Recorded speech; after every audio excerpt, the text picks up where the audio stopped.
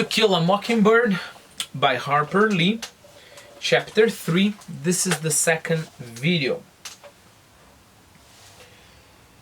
I don't know if you have realized the last video I didn't stop a lot to explain every single detail, and I didn't ask you many questions about the vocabulary. This is actually a technique I like to use, and I advise you when you are on your personal readings as well, in Portuguese or in English when it's challenging, right? Maybe it would be interesting to take turns. You know, that's the technique. I don't know. Let's imagine you decide to read a book, reading one page with a lot of attention, coming back to that page, reading again and again, and then another page you would just worry to understand what is going on. You know, maybe that's a nice technique. Okay, so I returned to school and hated Calpurnia steadily until a sudden shriek shattered my resentment. Well, I put a picture there of Homer shrieking in our Quizlet. That is like a sharp cry, right? That shriek. So, a sudden shriek shattered my resentments. I looked up to see Miss Caroline standing in the middle of the room, sheer horror flooding her face.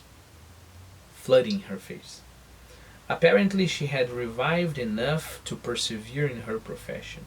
"It's alive!" she screamed. The male population of the class rushed as one to her assistance. Lord, I thought, she's scared of a mouse. Little Chuck Little, whose patience with all living things was phenomenal, said, "Which way did he go, Miss Caroline? Miss Caroline, tell us where he went, quick!" "DC," he turned to a boy behind him. "DC, shut the door and we'll catch him. Quick, ma'am, where did he go?" Miss Caroline pointed a shaking finger not at the door, at the floor, nor nor at a desk, but to a hulking individual unknown to me.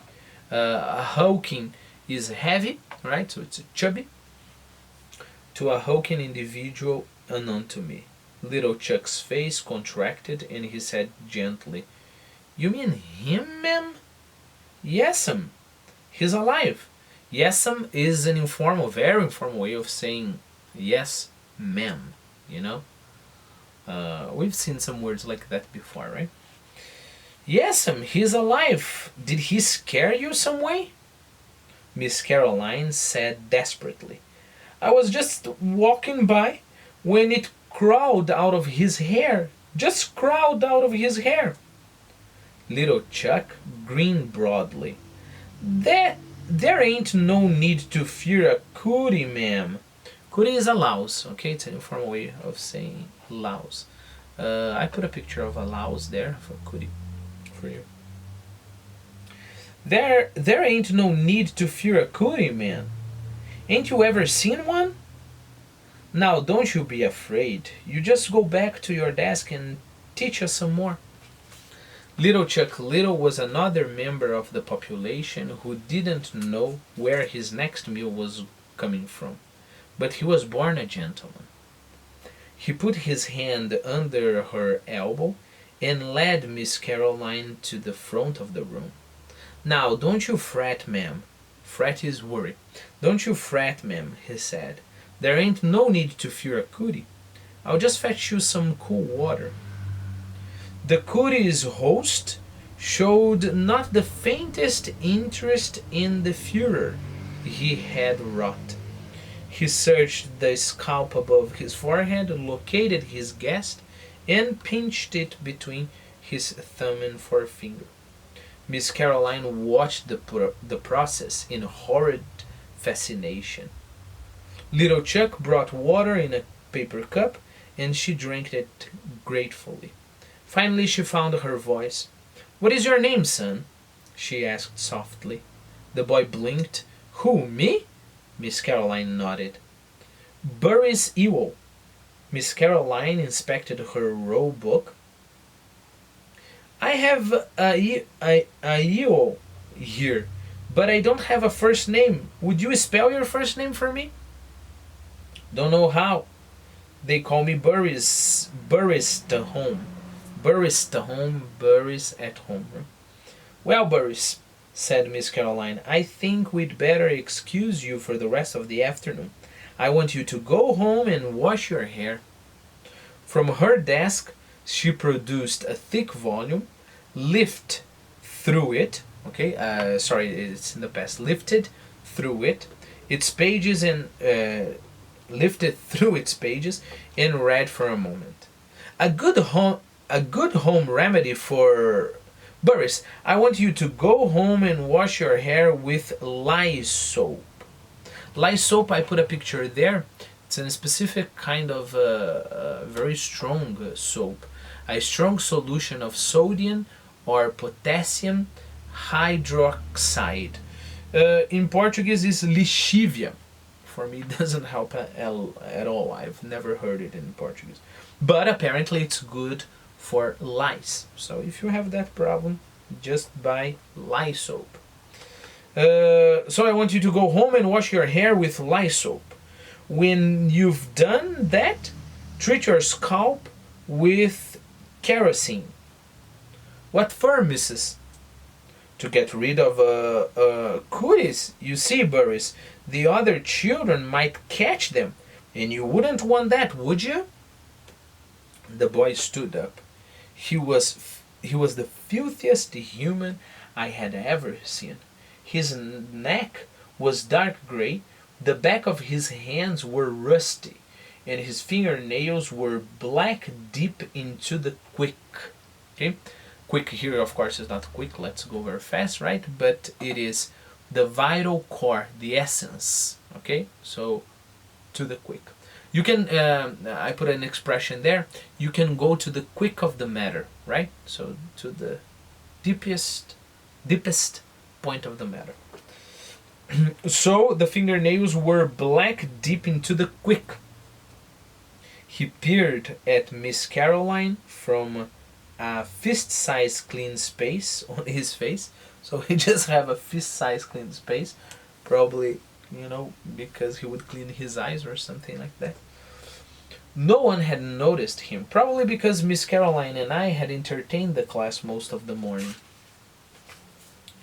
And Burris, said Miss Caroline, please bathe yourself before you come back tomorrow. The boy laughed rudely.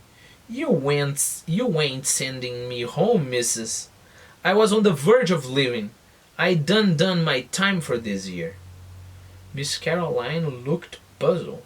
What do you mean by that? The boy did not answer. He gave a short, contemptuous snort. One of the elderly members of the class answered her.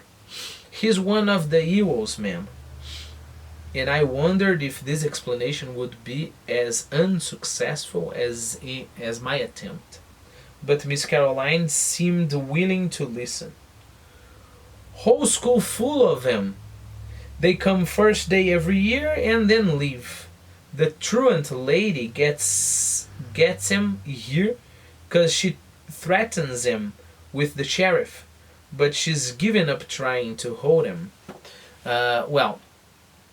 First is north and etc. What do I have to say? No, that's okay. We just have truant here, right? That is the lady who takes care of this social work, right? To make sure kids are at school and etc. So the truant lady gets him here because she threatens him with the sheriff, but she's give up trying to hold him. She reckons she's carried out the law just getting their names on the roll and running him here the first day. You're supposed to mark him absent the rest of the year. But what about their parents? Asked Miss Caroline in genuine concern. Ain't got no mother, was the answer. And their pa's right contemptuous. Burris Ewell was flattered by the recital. Been coming to the first day of the first grade for 3 years now, he said expansively. Reckon if I'm smart this year, they'll promote me to the second. Miss Caroline said, Sit back down, please, Burris. In the moment she said it, I knew she had made a serious mistake. The boy's condescension flashed to anger. You try and make me, missus. Little Chuck Little got to his feet. Let him go, ma'am, he said. He's a mean one, a hard-down mean one. He's liable to start something, and there's some little folks here. Meaning, there are some children there, and depending on the way the boy is going to react, right, it can be dangerous for the rest of the class. This is crazy, right? He was among the most diminutive of men, but when Burris Ewell turned towards him, little Chuck's right hand went to his pocket. Watch your step, Burris, he said. I'd soon kill you as look at you. Now go home. It's interesting, right? It's a very interesting fight scene. He put his right hand to his pocket. What do you think for? For a knife, right? Burris seemed to be afraid of a child half his height, and Miss Caroline took advantage of his indecision. Burris, go home. If you don't, I'll call the principal, she said. I'll have to report this anyway. The boy snorted and slouched leisurely to the door.